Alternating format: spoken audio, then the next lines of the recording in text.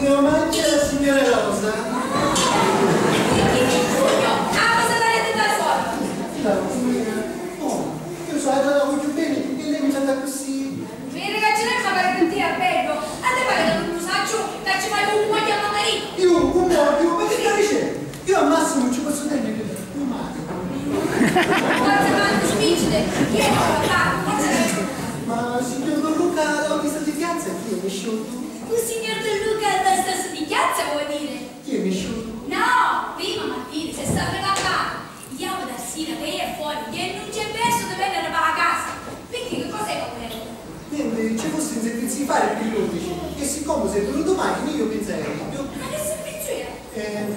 funerale, mosso con un ricco e andiamo diciamo a portare i colori. Bello servizio che facciamo. Accompagnamento delle morte.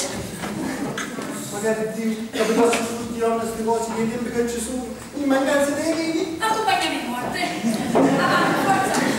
Ma io non capisco. Ma con tutte queste turisti, con tutte queste straniere che ci sono per le pere di Siracusa, ma possiede mai che nessuno si picchiano da Cissi? I forestieri spiegano tutto. I turisti camminano a bene e i tassisti ci usciamo Io andiamo ci mangiamo tutto. Avanti, avanti. Ciao, prego. Oh! Il sole si è lavato la faccia.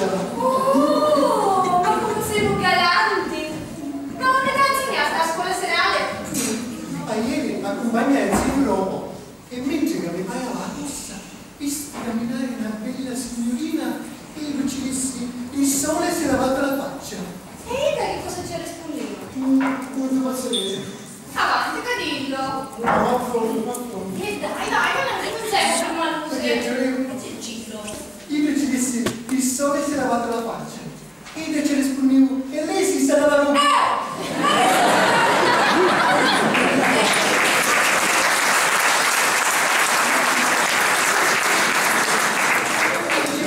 Ebbene, ci dice questa bella comparsa. Va bene, ma ciao mamma.